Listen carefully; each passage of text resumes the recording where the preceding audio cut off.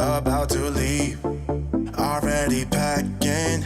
Come with me, I'm not really asking. We'll get away to a place where we don't know.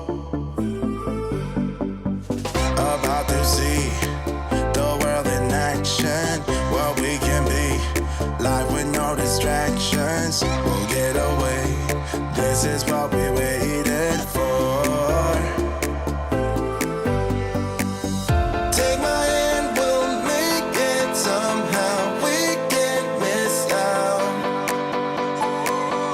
I'm done living life with the lights out. Die with my own doubts. Be free with me. Let's go, let's be free with me.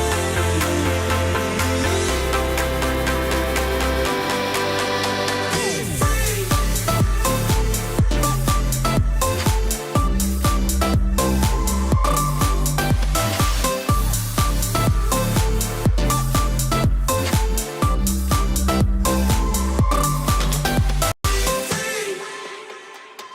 Not looking back, eyes on the freeway, Bonnie and Clyde, a classic cliche. We're on the run, this is what we waited for. Take my hand, we'll make it somehow. We can't miss out. I'm done living life with the lights out. Die with my own doubts. Be free.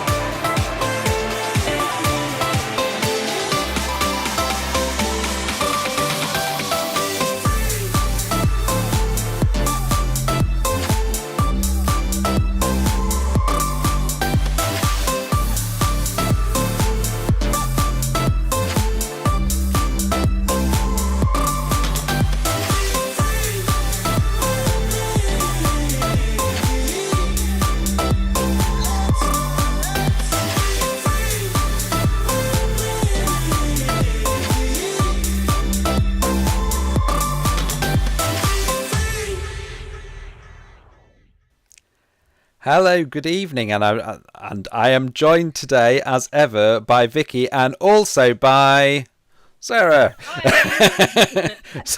Fashionably late. And good evening. Love to see some of you watching us live tonight for some more stratification, and looking specifically at social class this evening. And as I said, we've got Vicky and Sarah with us. If you are joining us live, please do join in the activities on the live chat window, and if you are watching on catch up, which we know lots of you do, you can't join in the live chat, but you do have the advantage of being able to pause the video and possibly having a little bit more time for some of the activities. Okay, are we kind of ready to get going with some social class? Yeah. Okay, I shall go straight to the application gallery then.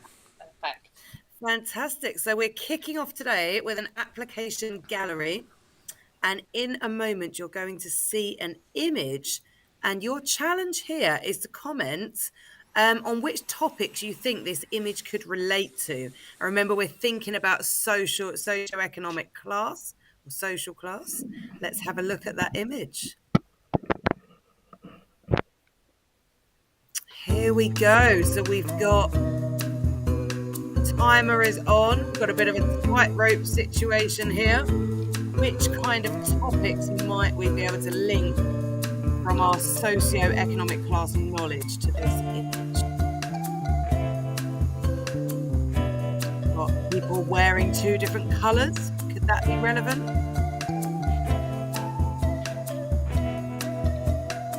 What kind of struggle might we see going on here?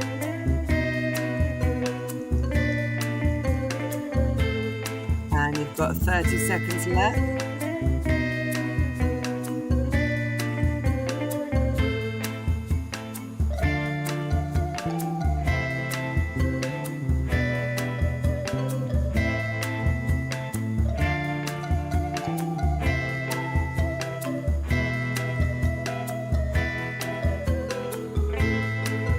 Five seconds to go.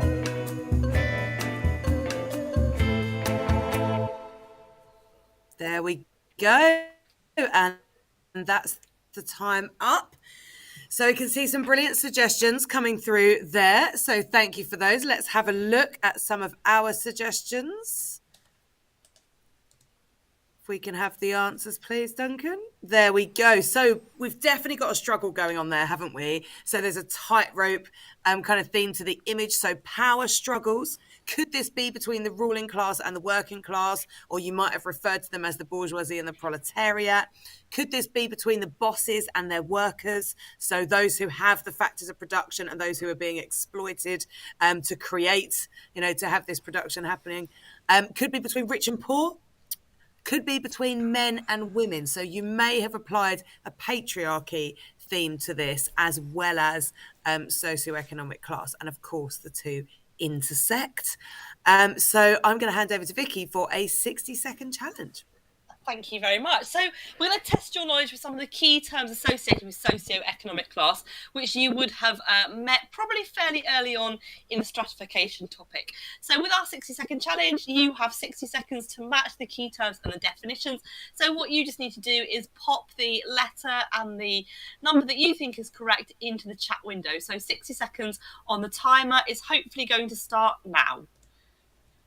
Thank you, Duncan.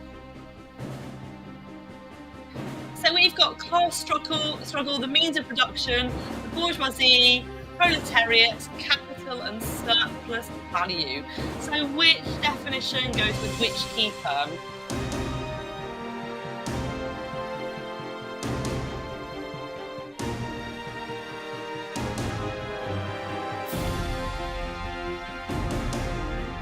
Okay, you've had half your time, so let's get some comments into the chat window.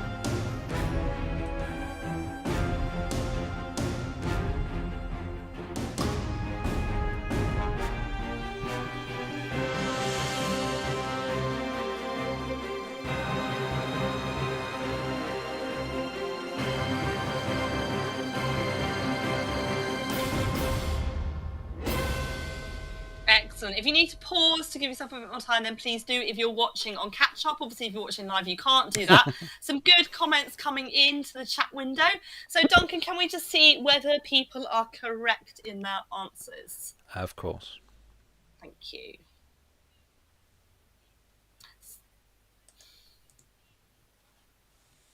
Perfect. So if we start off with class struggle, so where there's a clear divide between the powerful and the powerless, that clear class divide, like you just saw on the image, just on the last activity. The means of production, Sarah mentioned this a few moments ago, things like factories and mills, if we're thinking about back in the olden days when Marx was writing, where the working class would have been employed. Now we've got the bourgeoisie, so we've referred to them already. The ruling class, the people who own the means of production, they're the people that have all the power, a small section of society, but a very powerful section of society. Then we have the proletariat, so the opposite, the working class. Many would argue that those are the people who are exploited by the bourgeoisie, a much, much bigger group of people. We've got capital, money that can be accumulated and invested into industry, so it's much easier to be able to have that if you are part of the ruling class. And then surplus value, the gap between the real value of work and what workers are paid for it. It's where the bourgeoisie make their profits. Okay, we're going to talk about that a bit later this evening. Well done on those of you that had a good guess there. So I'm going to hand back to Sarah, who's going to talk to you about what we are covering this evening. Okay, so what do we need to know for this topic? So firstly, we're going to have a look at the kind of differing views of socio-economic class. So we looked at functionalism in last week's session. And there's also feminism to consider, and there's the Marxist view as well. So you do need to be aware of this range of views on socio-economic class, because they all intersect with, and in some cases conflict with each other. But our main focus today will be on the ideas of Marx and the ideas of Max Weber. So the key ideas of Marx is that there's this imbalance of power between the ruling class and the working classes, and we're going to explore that in today's session and build on your knowledge there. And the key ideas of Weber is that there's an idea of a market position, status versus class. So Weber kind of came along and said, no, there's a bit more to it actually. So status in society versus class in society. And Weber broke down some different types and sources of power and different ways that people, where people get their power from within society. So Vicky is going to kick us off with this fantastic connection spinner. Perfect. Thank you very much. So last week we mentioned that we're focusing a bit less on content this time and more on exam skills with these sessions. So one important skill is application. So we're going to try out one of our new games again. We did this last week, which is a connection spinner, and it gets you to think about some key sociological ideas, trying to remember who said what. Well, again, we said last week, this is one of the trickiest parts of sociology, to remember who said what or who came up with which theory. So we've got 6 ideas on the screen at the moment. We're going to set the wheel off to spin. When it lands randomly on one of those ideas, if you can just tell us who said that into the chat window. So Duncan, if you can spin us the first go, please. Okay, so these are all to do with socio-economic class. Okay, so which famous sociologist said there has been a class struggle throughout history? Give you a couple of moments to pop into the chat window who you think said this. Hopefully this is quite an easy one for you. Okay, just give you a moment to get those ideas down. Okay, got some good guesses coming through here. Duncan, can we just check that those people are correct? Excellent. It was Karl Marx. So he said that there'd been this long struggle of between the rich and the poor throughout history. So we are going to have a look at Karl Marx and some of his ideas for the next part of this of this session. So firstly, we're going to have a think about Karl Marx and class struggle. So he argued that social stratification is created by the economic system and is based on the relationship between people and that system. In his earlier writing, like I just said, he suggested there'd been this class struggle throughout history. Different economic systems still saw a clear class divide between the powerful and the powerless. And he said this is particularly apparent in capitalism. And he talked lots about that big difference between the social classes, the ruling classes and the ruling classes that owned the means of production. And we've already mentioned this refers to things like factories and mills. And he called these people the bourgeoisie or the ruling class. They own the means of production and they employ the proletariat, which we also know as a working class. Now, he argued that the bourgeoisie exploits the proletariat. And lots of people would agree with him there. While the proletariat is paid a wage for its work, it's much less than the value that it adds through its work. And we've already mentioned this in our previous activity. So this gap, that real value of work and what the workers are paid for, is how they make the profit. So that's surplus value. And the proletariat are obviously paid as little as the bourgeoisie can get away with it because they want to make as much profit as possible. So therefore, Marx would refer to those people as wage slaves. Can we have the next screen up, please? Thank you. The next slide.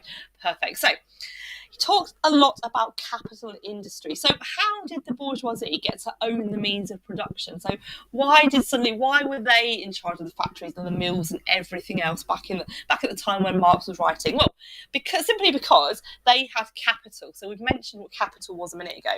So tradespeople and business people were able to accumulate money and they could invest it into industry during the Industrial Revolution. So back in the 1800s for those historians amongst you. And once they owned the means of production, they formed the dominant class in capitalism because they were the most important. And a key aspect of Marx's analysis of capitalism was the proletariat was much bigger than the bourgeoisie. It was a large and it was a growing class, while the bourgeoisie was small and but very wealthy.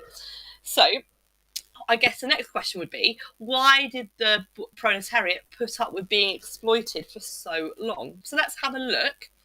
Well, again, Marx argued here that there were two ways that this happened. It happened through state power and it happened through ideology. So if we think about state power, Marx argued that the state, i.e. the government, worked in the interest of the bourgeoisie. And this comes up a lot in other topics. So in education, for example, it comes up in crime as well. And would use its power, including the police and army, to control and subdue the proletariat, and it would prevent revolution. He also argued that they didn't revolt because of ideology. So much of the time, the bourgeoisie didn't really need to use the threat of violence to control the proletariat. It could just use ideology.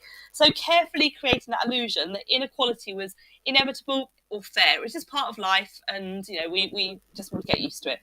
At the time, he kind of talked about it, how it was either God's will, or else it was a result of meritocracy. And either way, the working class here are convinced that capitalism is fair or inevitable, and they should be happy with their lot. So kind of false class consciousness kind of fits in quite nicely there.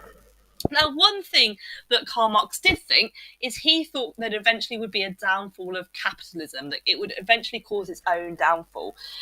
By enriching the minority and impoverishing the majority, obviously, as the working class got more and more, they would become richer. Eventually, there would be a revolution, and that proletariat would build a new communist society. That was kind of what he hoped would happen. And in that society, there wouldn't be class struggle. But we know that didn't happen. So critics of Marx suggest that capitalism has created greater wealth, and the working class has obviously benefited from that too, with consumer goods, time-saving, labour-saving inventions, like things like the washing machine, for example.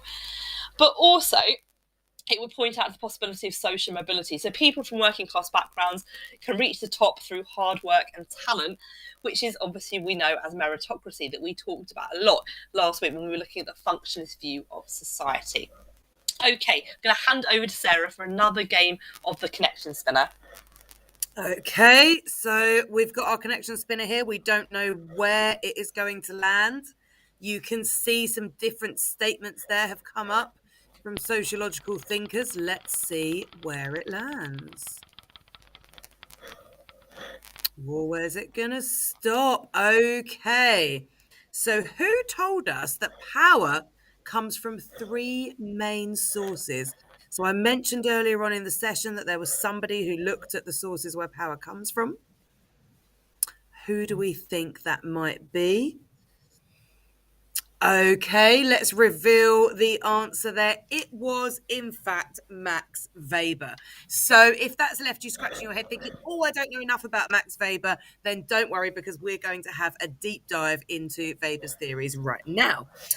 Okay, so Weber, first of all, had this idea that there were actually kind of divisions within this market situation of the economy and the society that we're in. So he made this distinction between those that own the means of production and those who didn't, which Marx had already talked about. But Weber felt that it wasn't really as simple as Marx made it out, and that there was actually something else within society other than just class. So where Marx had said, well, it's the people who own the factors of production and then it's the people who work, Weber was like, well, do you know what? Actually, there's this status aspect to society. So there's a market position, which is as a market idea, kind of based on the supply and demand that we have and the demand that we have for certain people, and the potential and what people can, in terms of what they can earn based on how demanded they are. So they have this, people have this status in society separate from their social class, but they might have a higher status because they have a higher earning potential, or because they are currently earning higher. So they have this status position. So let's have a look at the next slide. So this is our three sources of power. So Weber pinned these down to three different sources and said, right, this is where people get their power from. This is where the powerful are getting their power. So firstly, he talks about charismatic power. So this power is based on personality. It's people who use their charisma, their ideas, their words to get popular support and to get these loyal followers. So we could look at people like Martin Luther King Jr. In the civil rights movement, but we could also today really think about charismatic power through social media and where that, where that power can really come from in an organic way. But we've also got our rational legal type of power, and that's a far more kind of democratic idea. People are voted into that system of into that position of power, so they want it, they put themselves forward, and they get voted into it. So if we look at the democratic systems of the UK and the USA, even if we look at kind of local councillors, or maybe within your school you might have people who have been voted in as year group reps or school council reps and that kind of thing. So that's rational legal power, where people have chosen to elect somebody into power. And then finally, we've got this idea of traditional power. Now, that is inherited, that we see that in more of a kind of closed stratification system. So inherited power based on long-standing traditions. One of our best examples of that is the UK royal family. So any country that has a monarchy has got this, this group of people that have the power for no reason other than the tradition and the inheriting of that power. So that's our traditional power. Okay, on to the next slide. And something else that Weber pointed out is that it wasn't quite as simple as Marx made out with his idea of the superstructure, where there was the owners, the bourgeoisie and the proletariat, the owners of the factors of production, and then the people who were working. Weber looked at it and said, well, hold on a minute. There is actually this emerging middle class. So these people who do have some privilege and power within society, and they don't necessarily have to be owning the factors of production, but they do have more power and more privilege, and they are kind of a layer above your typical working class.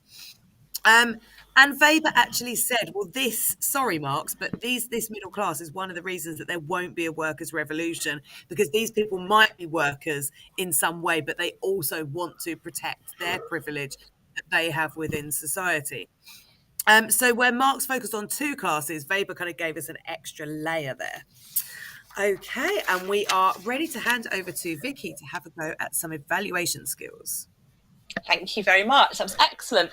So the EVAL-U-WHEEL is another new activity that we've got to get you to think about those evaluation skills that you need to develop in your essays. It's really important in your 12-mark questions, and you won't get into the top band with your essays without it. So what you're going to see in a moment is a line of argument that a student has made as part of an answer to an essay question. So Duncan, can we have a look at that line of argument, please? Perfect. So the student argument that we have here is working class children are less likely than others to obtain good GCSE results or go on to higher education.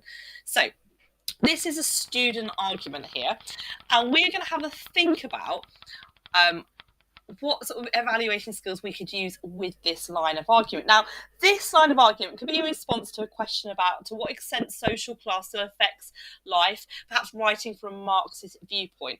So we've just spun the wheel. We've come up with the evaluation skill of evidence. So with evidence, we need to have a think about providing evidence to back up or undermine this point, because the student that's written this has kind of written a bit of a sweeping statement here. So working class children are less likely than others to obtain good GCSE results or go on to higher education. So what we would like you to do in this activity is to provide us with some evidence to either back up that point or to undermine this point. So we'll give you a few moments. If you're watching on catch up, obviously you can pause the video, have a little bit of a think about what you could back up this statement with. It's really important that you don't just throw statements into your essays without being able to back them up with some evidence, with some facts, maybe something from a study or something that might undermine it and might show that perhaps it's not true. Okay, so give you a few moments, have a think about what you could pop into that chat window to back this up.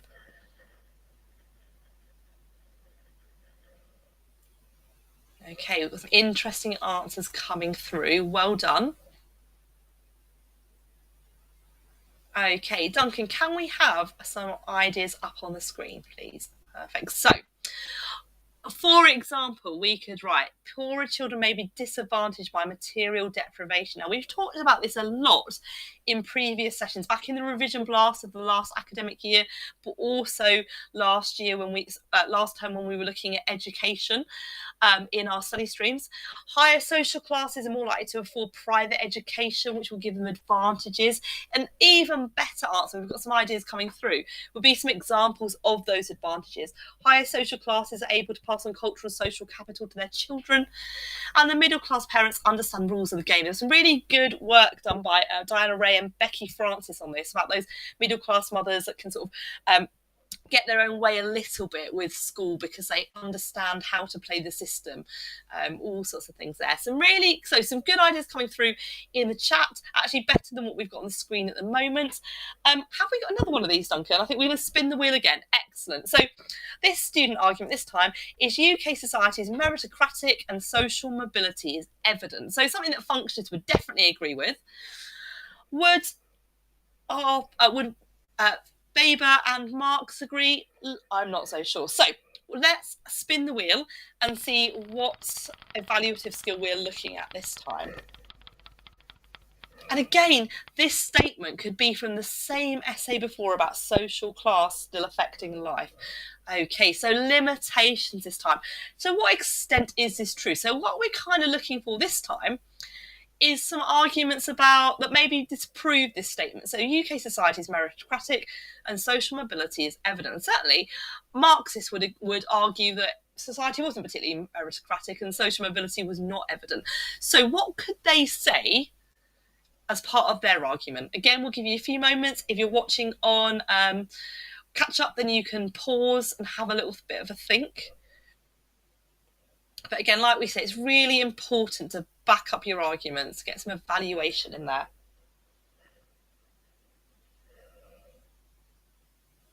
So what would Marxists say about UK society in terms of it being not meritocratic? Okay, well done. Some interesting ideas coming through on the chat today. Some really good arguments. Well done. Duncan, can we have some examples up on the screen, please? Excellent. So working class students are more likely to underachieve at school. Okay, again, something that we've visited in previous sessions. Okay, so that would be a good piece of evidence there. Old Boys Network enables social connection and a step up for many people. We've talked about this a lot in previous sessions on education in particular. Some people simply can't afford a university education. So with university fees being as high as they are, many people just feel that £9,000 a year just isn't something that they can afford, so, that huge amount of debt to get into straight away. So there's lots of things that you could argue for there. Well done on those of you that gave us some interesting ideas. Okay, I'm going to hand back to Sarah now for a bit of exam practice, which is a feature of all of our sessions. Okay, so we're going to have a look at a 4-mark question, and we're going to develop this into some analysis skills practice as well. So if you have a look at the question on your screen, identify and explain one example of a barrier that may limit or prevent social mobility. So think back to what we mean by social mobility. We've spoken about that in the last session and in today's session. And have a think. And if you're watching this on replay, this could be a really good point to pause and have a think about the question and maybe have a go at writing it out in full. And what we're hoping you're thinking about here is linking it to some of the things Vicky was talking about just now with education. So thinking about maybe access to university. And as Vicky mentioned, why might some students not attend university? It could be the debt that's putting them off, but it might also be family situations, not being able to wait another 3 or 4 years before you can start earning money to support your family. So not just the attendance to university, but also what affects achievement at GCSE, at A-level. We've got our kind of external factors, material poverty, material deprivation, teacher labelling for working class students who may feel like they're never really given a chance to be that ideal student. So there are lots of barriers here that we could use, but remember, we want to explore one of those barriers only. So using the word barrier in your answer to make sure that you're staying really focused. The examiner wants to see one barrier, one argument developed fully. And you won't get any marks if you go into other barriers. So you want to develop one so you get the full capacity of those 4 marks. So you might talk about the difference between social classes in education. You might link that to higher education. You might link that to achievement at GCSE level. You might link things like material deprivation, or you might link the kind of privilege side of things like cultural capital. And explain how the working class student may not have those things, and that may hold them back and act as a barrier. And you can develop this with the reasons, and you can develop the kind of long-term impact of some of these aspects of education that can then impact somebody for longer. So what we're going to do is we're going to have a look at a stepping stones activity, which is a fantastic way of really focusing on those chains of analysis, which are a really, really important skill for making sure you can develop your points and write those top mark band answers. So what we've got here is we have got the beginning of the chain of analysis. Working class children might experience material poverty. So imagine we've started our paragraph with that. We've got the end stepping stone, and we know that that's eventually going to lead to lower earning potential over their career. But what are we going to fill in the stepping stones in between? So please, if you're watching this on replay, pause and have a think, maybe jot down your ideas of what you'd put in the stepping stones. And if you're watching this live, then please pop your answers into the comment section now, into the chat. And I'll just give you a moment to have a think about what you might include. How would we get from working class children experiencing material poverty all the way through to the longer term effects on their career? Okay, let's have a look at some suggestions, please. So we could link it through to this would have an effect on their achievement. So it might impact how well they achieve because of the material poverty at home. They might not be able to afford revision materials or extra tutoring and intervention that more middle class students, more affluent students might have. And, you know, you might have linked that to other things, including the environment they have at home where they would be able to study. And then on to number 3, that stepping stone is giving us a bit more content there. This might stop them getting into university. This might affect their achievement and they might not have the grades to get into university. And even if they do get into university, they may be really aware of the financial aspects of going to university. And even though they might be able to borrow those fees, they may feel far more kind of less resilient to that idea of debt coming from a background where money has possibly been more of a stressful issue. And then that leads really nicely into this, finishing off the paragraph with a long-term impact. This leads to the lower earning potential over their career. And there we go. We've got that as a barrier to social mobility because we've linked it in with the earning potential as well. Well done. Back to Vicky. Thank you very much. That's a really excellent activity, I think, for helping to plan those 4 and 6 mark answers that come up in the papers. So, additional support. If you need any more help, we've got a bank of lots of videos from previous sessions on the Tutor to You on demand page. We've also got the QR code on the screen. There's lots of revision cards, all sorts of things that we can help you with.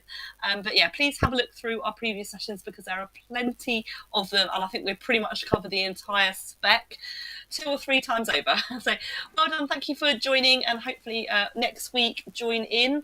I'm not sure what we're doing next week. We're on stratification again.